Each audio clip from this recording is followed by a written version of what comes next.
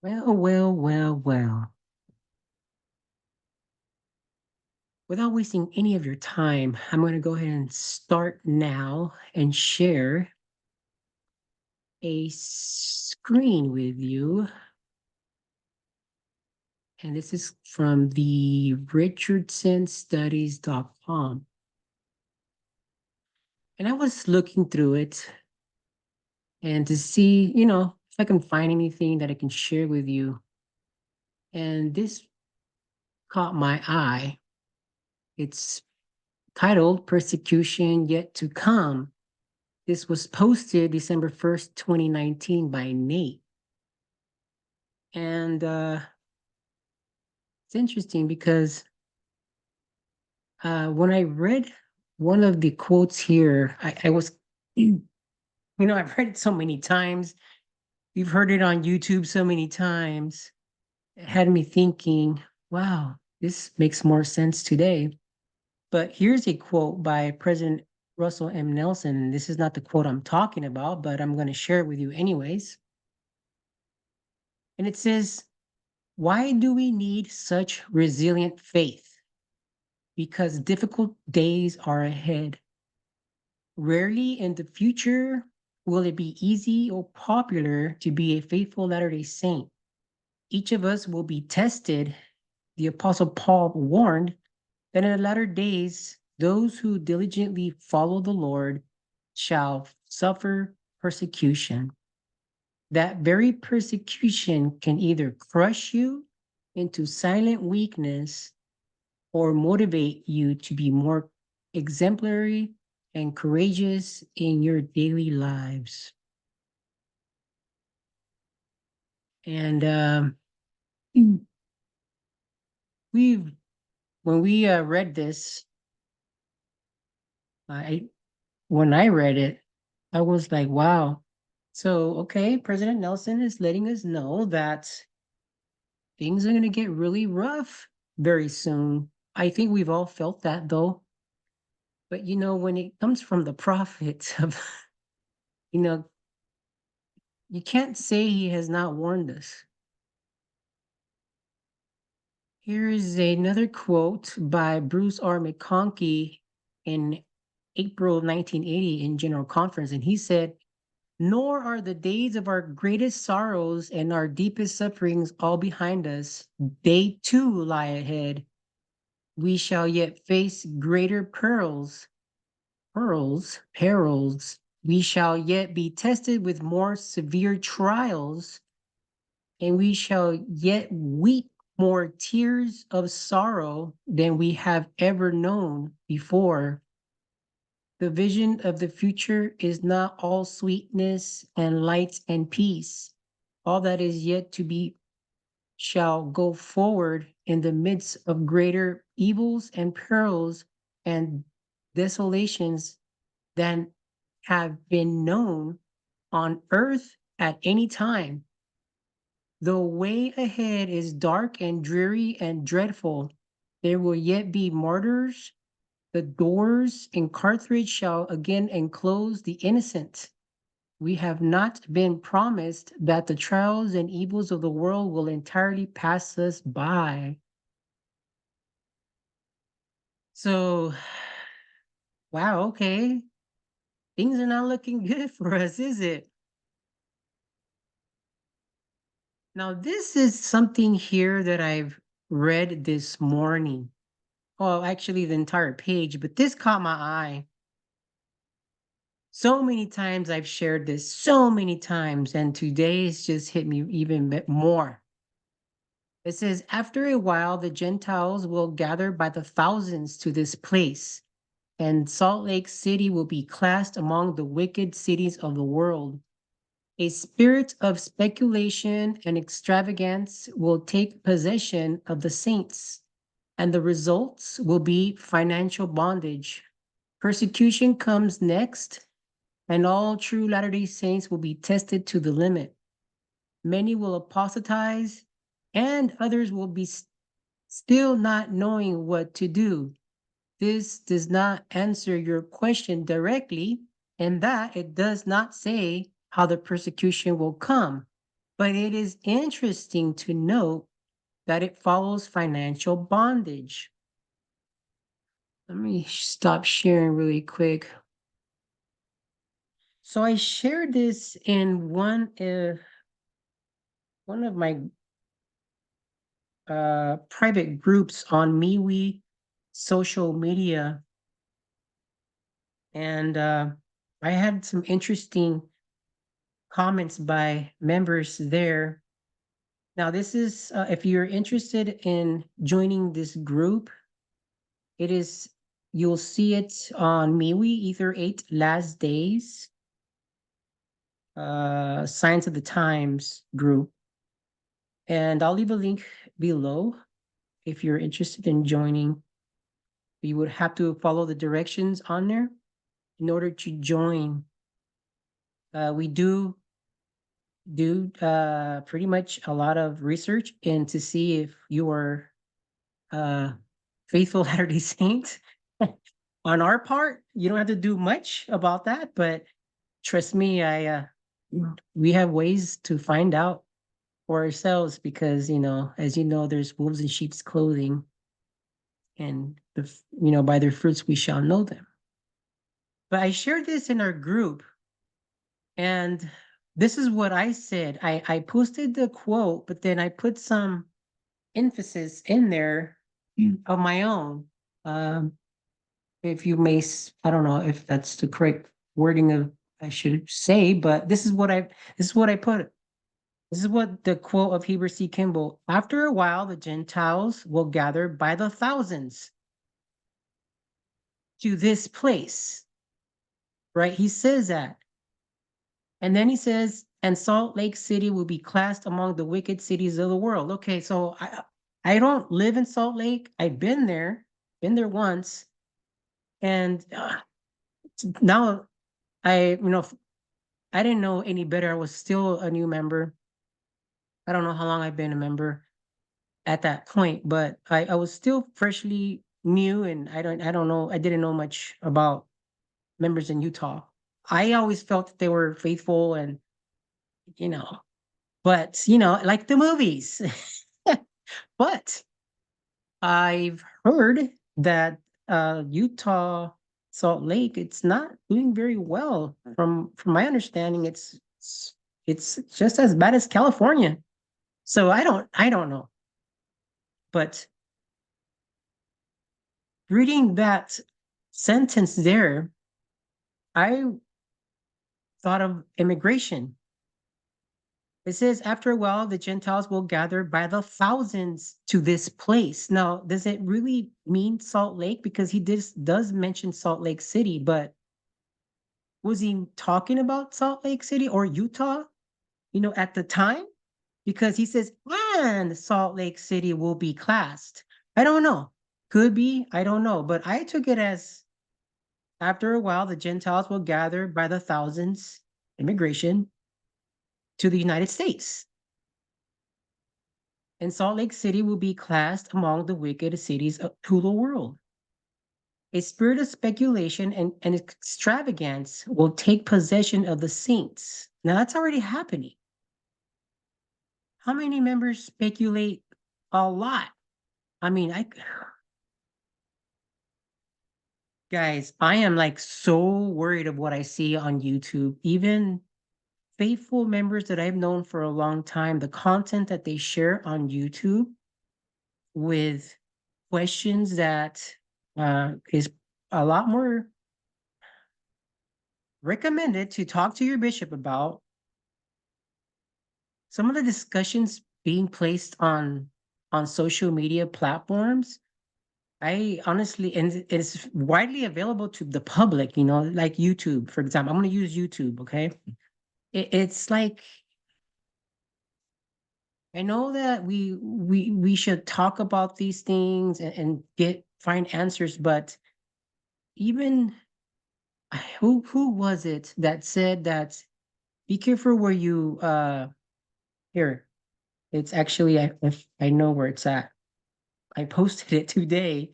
I found it and I was like, maybe let me post this so I can remember. And it's the prophet Russell M. Nelson. He said, take your questions to the Lord and to other faithful sources. Faithful sources. Okay. That's number one. That does not only apply. Look into the website of the church. Don't go some other website that it's anti-Mormon, but also to the faithful sources of the members of the church, because some are already showing signs of apostasy. They might not know it. You might not even know it. But trust me, I've seen it so many times that I already know the path they're going and they need to be careful. It says study with the desire to believe rather than with the hope that you can find a flaw in the fabric of a prophet's life or a discrepancy in the scriptures. Stop increasing your doubts by rehearsing them with doubters. Allow the Lord to lead you on your journey of spiritual discovery. It had me thinking. I'm like, Jesus, stuff that I see on YouTube. It's like this is another reason why I haven't made any videos, because the drive is not there anymore. And it's not that I don't want to, it's just that what I see is like, wow.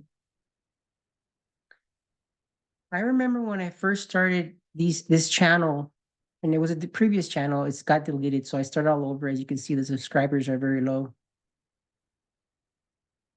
I I I had this drive, and I shared a lot, and I tried to help members to stay in a safe zone, And I of course I'm not perfect. I've made my mistakes, and you guys already know. And but I've noticed, after C19, everybody started making these channels, and it just blew up with Come Follow Me, which is great. But then it started, all these channels are everywhere, and they have discussions that I don't think it's safe to do. Like, I really don't, especially to the public, because now you're having people doubt and question. And not that they're not good questions, or not, or like, I'm not saying you shouldn't ask, but I say be careful with that, because I'm not trying to say don't ask, don't you dare. What I'm saying is that, why are you doing it on public? Because now you're gonna have people question and doubt, and probably find answers to their questions that are not even true, and you led them away. Let me go on with this. It says, a spirit of speculation and extravagance will take possession of the saints, happening already, right? And the results will be financial bondage. Now, obviously, we're in a terrible situation with inflation. Okay, that's what I said. I said, well, inflation is here, and and controlled digital currency is on its way. Okay, but one of our brothers here, who is a scriptorian, because he says good stuff, and I always say scriptorian by him, had me actually even open my eyes wider, because I did not pay attention to the word extravagance. And this is what he said. Brother Woolsey said, one could argue we are already in the financial bondage portion of this prophecy. Yes, the CBDC, which is the digital currency, is on its way. And I don't want to undermine that idea, because it is also accurate. The results of extravagance and speculation have led most church members to take on debt, even excessive debt. Many within the church have vehicles they don't own, or recreational vehicles that are leased to them. Many don't own their own homes. In Utah, we have a lot of would be entrepreneurs like BYU is a well-known business school, who owe business debt. People are, in a matter of speaking, imprisoned by their own businesses. Credit card debt. I'm working on that one. There are many members who appear wealthy, but are almost in debt to the degree they appear well off. It is worth noting that Doctrine and Covenants section 10483 seems to equate financial bondage with debt. I also really like this proverb, and it says in Proverb 22, chapter 22, verse 7, it says, "The rich ruleth over the poor, and the borrower is servant to the lender." Gambling on the stock market or real estate ventures are also fairly common practices within the church. We may not typically play the slot machines in Vegas, but we can and do buy our rental properties or purchase mutual funds. We gamble our retirement on 401ks. There's also I don't mess with 401k. I had 401k and I don't have it no more. Uh, Long story, but I don't mess with 401k no more. People might disagree with me, but I just don't. Here's uh more to what he said. He says there's also the preoccupation with wealth and financial discontent in the church that has become sort of a ball and chain around members' feet. This is especially prevalent in Utah, but I'm sure it's everywhere. We have a definite keeping up with the Joneses atmosphere here where members erroneously equate their financial prosperity with God's favor, so they justify their pursuits in this manner. A lot of this financial irresponsibility will lead people into adopting the CBDC when it comes. And I believe that because even if it's not that, say for example, there is an EMP attack or say there's a hack and everything was gone, erased. We have no money in the bank, and government's gonna be like, "Hey, well, don't worry, we got you. We got you. We're gonna hook you up with money, and you're gonna get this if you get the CBDC. You will not the digital currency. You're not forced to do it, but if you do, we will give you this much money, and probably promise you a monthly payment until everything gets better, right? Who would not do it, right? Okay, so a lot of this financial irresponsibility will lead people into adopting the CBDC when it comes. They will have no choice if they want to maintain their lifestyle as best they can. But I would submit one potential reading to this prophecy is that people are already in financial bondage, and I can CBDC wouldn't necessarily have to precede persecution beginning within the church. It could, but I feel like the box could be sufficiently checked already. So again, when he said that, I wanted to look up extravagance. I really wanted to know what exactly it said. And it says lack of restraint in spending money or use of resources. Now, do we do that? Do we have a lack of restraint in spending money or even using our resources? Here's another one. A thing on which too much money has been spent or which has used up too many resources. Excessive elaborateness of style, speech, or action. Then I was like, whoa, okay, now I see things even more clear just by reading it. And it's crazy because it's like, I guess I didn't know what extravagance really meant, right? I don't know. Let me continue. Persecution comes next, and all true Latter day Saints will be tested to the limit. Many will apostatize, and others will be still not knowing what to do. This is already in the process. I think ever since C-19, that's already been in the process. People are leaving, and they don't, and there's some that they don't know what to do. And it goes on. This does not answer your question directly, and that it does not say how the persecution will come, but it is interesting to know that it follows financial bondage. That's what Heber C. Kimball said in 1931. I don't know. That is crazy to me. Definitely crazy to me when I start thinking about that. And then some other members here started talking about how people get into rich get rich quick schemes. And one time, I remember they were talking about their situations and in their wards. Have they that they got in?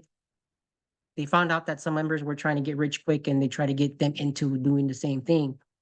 Um, I also was introduced to life insurance policies, and that they say, "Hey, brother Guerrero, come by and just see how what's it like, and if you like it, you could do it. If you don't have to do it."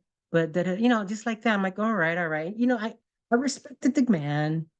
I respected the brother and the wife, and I said, okay, I'll go. My wife did not want to go. She's not into that stuff. She doesn't want to even think about that stuff because it's just too much information for her, and she doesn't like to think about those things. And me, I don't. Anyone in my family would tell you, I really don't care about money. I really don't. I want to be okay, but I know what money can do, and I've seen it happen in our family. And even me, when I was doing very well at some point in a illegal way, uh, money did change me. It did. It really did. So in a bad way, in a very bad way. So I know what money can do. It's not for everyone. That's for sure. Um, I'm not saying that it's not good to be wealthy, but you just have to be responsible. You really do. But again, going back to that scheme, I went, and then it was a life insurance pyramid thing. It really was. It's like, okay, I could do this, but then that means this person gets more money. This person, it was just a pyramid scheme. Definitely did not want to get into that. I really didn't. All right, so let's go back to that screen I was sharing. All right, so let's go. Okay, so yeah, I don't know. Going back to that, a will gather by the thousands. It's happening already. It's happening already. This is not a good thing. It could be a good thing, but if we don't change our ways, it's going to turn out to be a bad thing. And if these people that come across and come to the United States are not, if they're not good, then yeah, that's going to be a bad thing too, because they also would have to come with good intention, right? And if they're going to come with bad intention, it's going to be bad on us. Immigration, it's not, it's a bad thing right now, I think. So let's go on. It says, you who are young will see many things that will try your courage and test your faith. All of the mocking does not come from outside of the church. Let me say that again. All of the mocking does not come from outside of the church. Be careful that you do not fall into that category of mocking.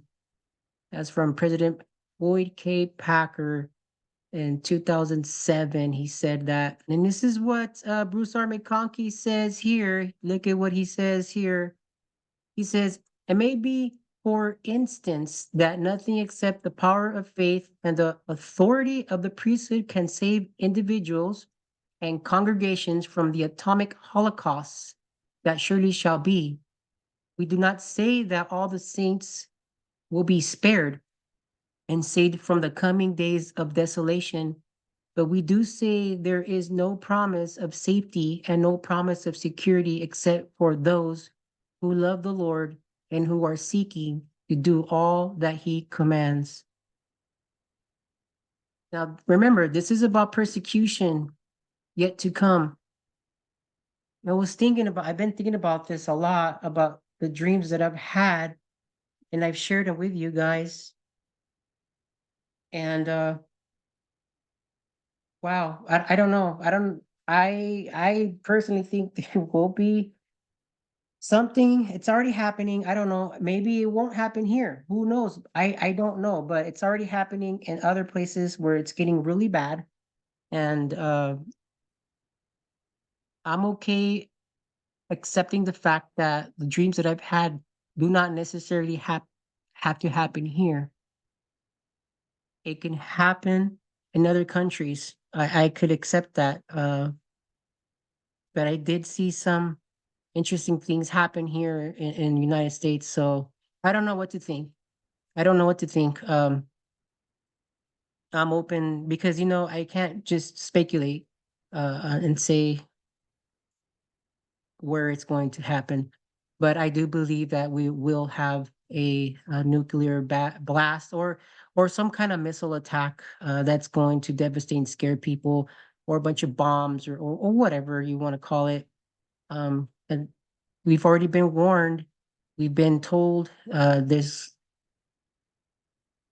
going to be another 9/11 event, probably a lot more, way more scarier than what we have seen happen with the Twin Towers. I think it's gonna happen in more areas than one because I've had so many dreams of I would say blasts.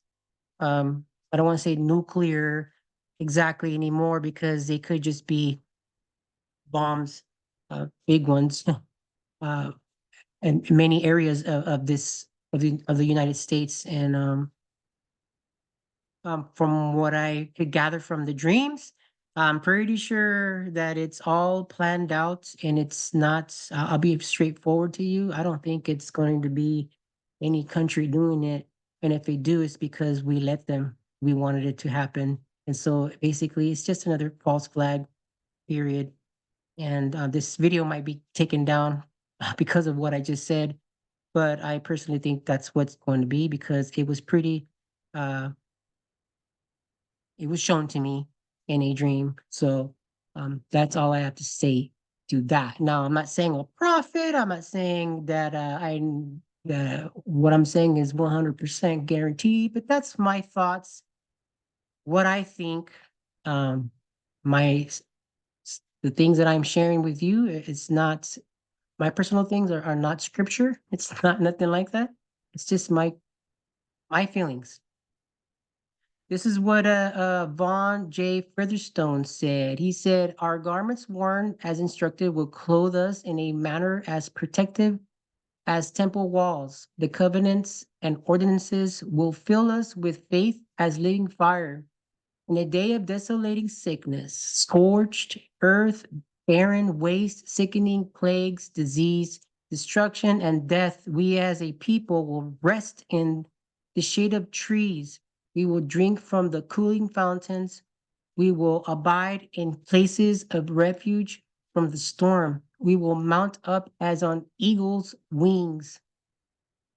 We will be lifted out of an insane and evil world. We will be as fair as the sun, as clear as the moon.